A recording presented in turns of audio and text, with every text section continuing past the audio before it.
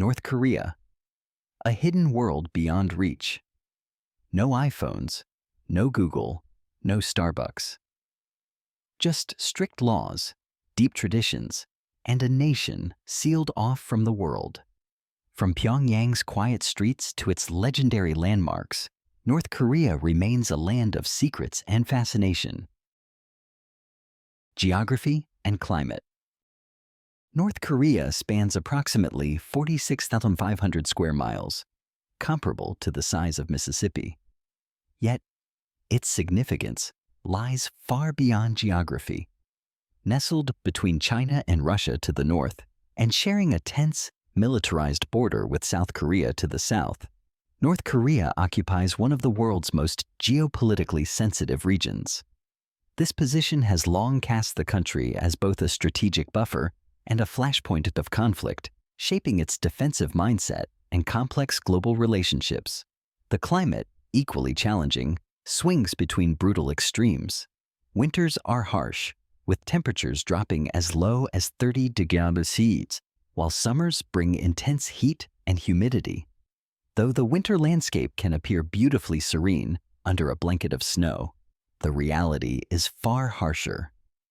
Heavy snowfall disrupts transportation, cutting off rural communities and halting the flow of essential supplies. For farmers, frozen soil shortens the growing season and deepens food insecurity. These environmental hardships are amplified by North Korea's economic isolation and dependence on self-reliance.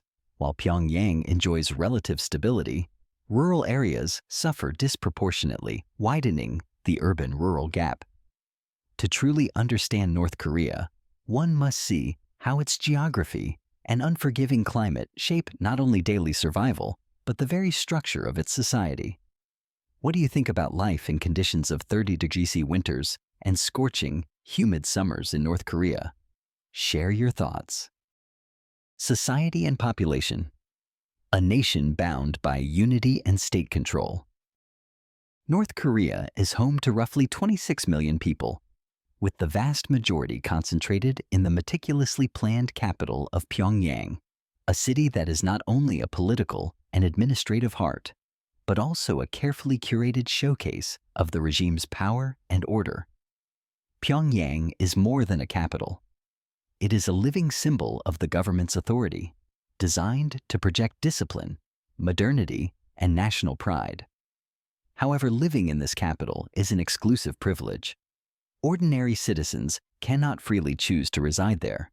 Instead, the state meticulously selects those deemed loyal and trustworthy enough to inhabit the city. This strict control over residency reflects the broader system of surveillance and loyalty-based hierarchy that permeates North Korean society. The population is ethnically homogeneous, composed entirely of ethnic Koreans. Yet the Korean language spoken in the north has gradually evolved in isolation from its southern counterpart, developing unique vocabulary and expressions that reinforce the distinct national identity. Language here is not merely a tool for communication. It is a pillar of ideological education, further distancing North Koreans from the outside world and reinforcing their unique cultural narrative. Every citizen grows up immersed in a singular, unyielding narrative that there is only one legitimate Korea and its rightful capital is Pyongyang.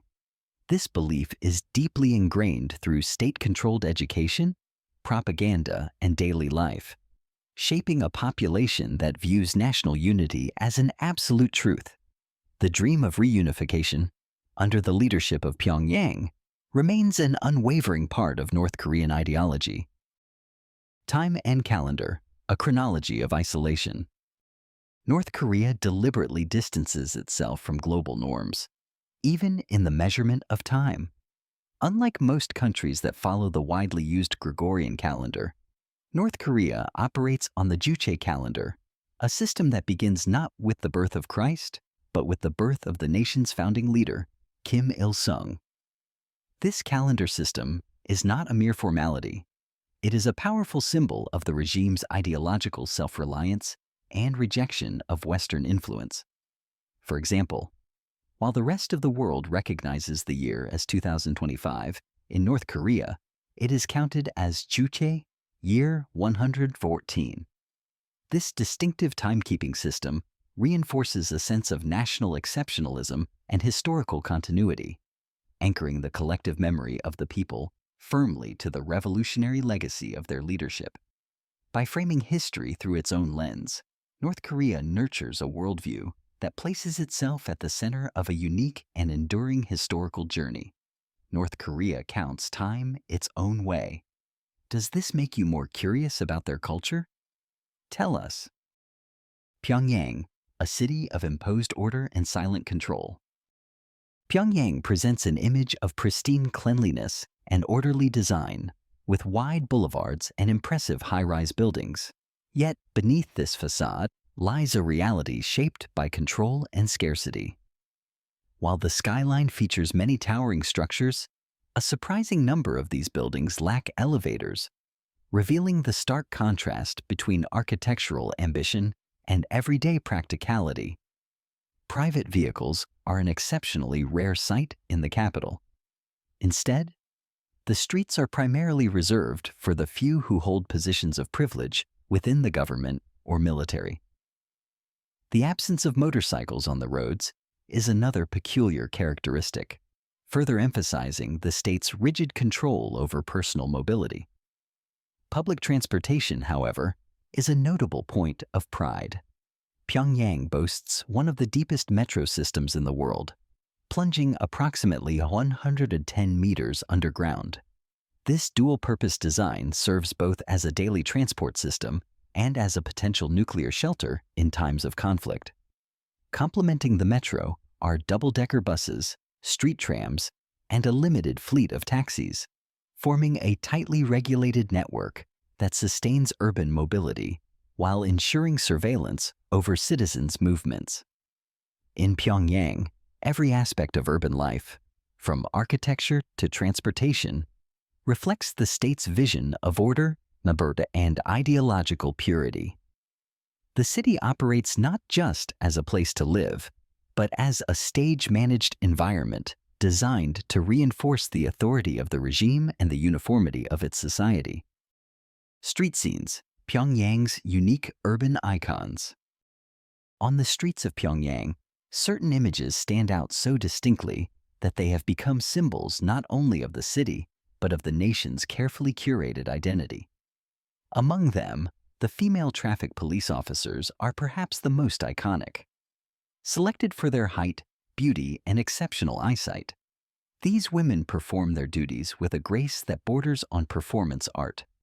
Their meticulously choreographed gestures, crisp uniforms, and poise at intersections have turned them into living symbols of order and discipline, offering a rare, almost theatrical sight for both local and the few foreign visitors allowed into the country. Adding to the militarized aesthetic of daily life, uniformed soldiers are a common presence in public spaces. This visibility is not coincidental but a natural outcome of North Korea's extensive conscription system. Men typically serve around 10 years, while women remain in service until the age of 23. As a result, military uniforms are woven into the visual fabric of everyday life, reinforcing the omnipresence of the armed forces and the state's emphasis on readiness and loyalty. Private automobiles, meanwhile, are an extraordinary rarity. It is estimated that only about 30,000 cars exist across the entire nation, an astonishingly low number for a country of 26 million people. The overwhelming majority of these vehicles belong to the government and the military, leaving ordinary citizens reliant on public transportation or on foot. This scarcity of personal vehicles is not merely an economic reality, but a reflection of state policy that tightly controls individual mobility and prioritizes collective over personal ownership. A centrally planned economy, rare and resilient. North Korea persists as one of the few remaining nations in the world steadfastly committed to a centralized, state-planned economy, a model that most of the world abandoned decades ago. Under this system, the government exerts near-total control over production, distribution, and pricing, leaving minimal room for private enterprise or market-driven mechanisms. Remarkably, housing, healthcare, education, and public utilities are provided entirely free of charge. This cradle-to-grave welfare structure aims to ensure that every citizen's basic needs are met, at least in principle, and serves as a pillar of the regime's ideological claim to self-sufficiency and social equality. Even more unusual, the North Korean populace does not pay personal income taxes, a rarity in today's world. Yet this tax-free existence is paradoxical. While it may appear to reduce financial burdens on citizens, it actually reflects the state's overarching dominance in resource allocation, where the government owns and controls nearly all means of production. Estimates suggest that the average cost of living in North Korea hovers around $1,797 per month, approximately 32% lower than in the United States. However, such figures must be approached with caution. Due to the country's opacity and absence of transparent economic reporting, reliable pricing data remains elusive. Markets do exist in limited forms, especially in the so-called jangmadang, informal markets. But prices fluctuate wildly, and access to goods is heavily dependent on social status and proximity to urban centers. In this tightly controlled system, scarcity and privilege walk hand in hand, creating an economic landscape that is both rigid and unpredictable. Architectural symbols of national pride. North Korea's monumental architecture is a direct extension of its political narrative, vast, ambitious, and designed to awe both domestic and foreign audiences. These grandiose structures are not mere buildings. They are ideological statements carved into concrete and steel. Take, for example, the Rungrado Mayday Stadium in Pyongyang, which boasts an astonishing capacity of up to 150,000 spectators, making it the largest stadium in the world by seating. Far beyond hosting sports events, this colossal arena serves as a stage for mass and military parades, where thousands of performers execute synchronized displays of loyalty and unity, reinforcing the collective spirit of the nation. Another towering symbol is the Pyongyang Hotel, a 105-story pyramid-shaped skyscraper that once claimed the title of the tallest hotel in the world. Its distinctive, futuristic silhouette dominates Pyongyang's skyline, though its long and troubled construction history has made it a global curiosity. Intended to project an image of modernity and technical prowess, the building remains a testament to the state's grand ambitions, even amid practical challenges. No less important is Kim Il-sung Square, the central venue for North Korea's most significant parades and state ceremonies. Located at the heart of Pyongyang, this vast plaza is where citizens gather in perfectly regimented formations, creating breathtaking spectacles of unity and discipline. From here, the leadership addresses the nation, reinforcing the symbolic bond between ruler and people. These architectural marvels are far more than physical structures. They function as visual propaganda, encapsulating North Korea's desire to project power, resilience, and an unyielding national identity to the world. Culture and festivals, collective celebrations of loyalty and heritage. North Korea's cultural life revolves around carefully orchestrated national events that serve both as festive occasions and as grand displays of loyalty to the ruling family and the state. Among these, the most significant is Day of the Sun, celebrated every year on April 15th to honor the birthday of the nation's founding leader, Kim Il-sung. Far from an ordinary public holiday, it is a full-scale national spectacle. The festivities include dazzling fireworks, elaborate military parades, and mass gatherings that transform cities into stages of unwavering reverence. Citizens are mobilized en masse to participate, creating an overwhelming sense of unity and shared purpose. Equally remarkable is the Arirang Mass Games, which has earned global recognition as the largest mass gymnastics performance in the world, involving over 100,000 participants. This meticulously choreographed event is more than an athletic display. It is a vivid expression of collective identity. Each movement, each formation is designed to portray narratives of the country's history, achievements, and future ambitions. From the stands, the sight of thousands moving in perfect synchrony is both mesmerizing and symbolic, showcasing the nation's emphasis on discipline and harmony. North Korea's cultural calendar also honors traditional festivities, including Lunar New Year and the Lantern Festival, when hundreds of brightly lit lanterns ascend into the night sky. These celebrations, while deeply rooted in Korean heritage, are infused with the state's messaging, blending age-old customs with modern ideological expression. They offer a rare moment of color and joy in a society otherwise marked by rigid order, reminding both participants and observers of the enduring cultural undercurrents beneath the surface of state control. Culinary heritage, a taste of tradition and pride. North Korean cuisine, though less globally recognized than its southern counterpart, is a vibrant and diverse reflection of the nation's cultural richness and regional diversity. At the heart of this culinary tradition lies kimchi, a quintessential Korean dish of fermented vegetables. What sets North Korea apart is its remarkable variety. Across the country, hundreds of distinct regional styles of kimchi exist, each with its own local twist in ingredients and fermentation methods. These variations not only preserve local culinary identities, but also reflect the nation's agricultural heritage and resourcefulness. Another standout dish is Pyongyang cold noodles, known locally as naengmyeon.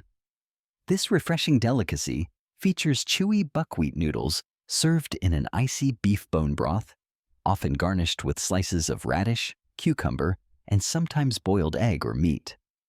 More than just a meal, naengmyeon carries cultural significance, traditionally enjoyed during summer months and at special gatherings, symbolizing longevity and resilience, themes that resonate deeply within the North Korean narrative. Adding to the nation's culinary pride is Taedonggang beer, a locally brewed lager produced with British brewing technology. Taedonggang has become a symbol of North Korea's aspirations to match international standards in food and beverage production.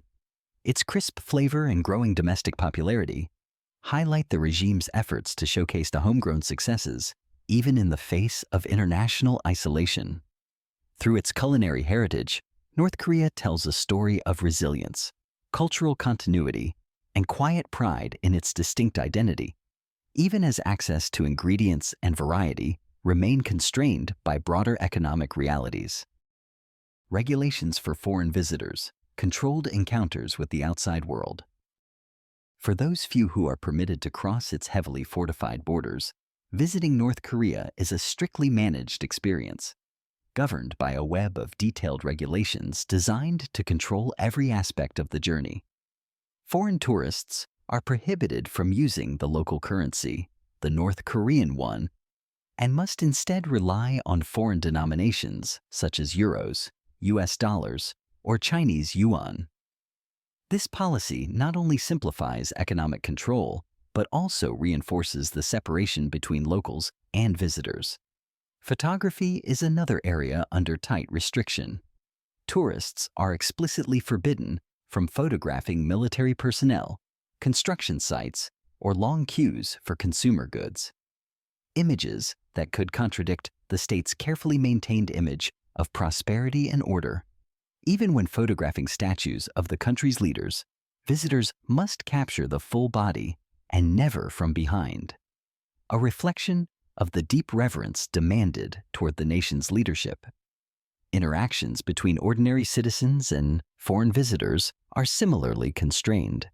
Most locals are wary of engaging with tourists, fearing that any unintended association could attract the scrutiny of state surveillance.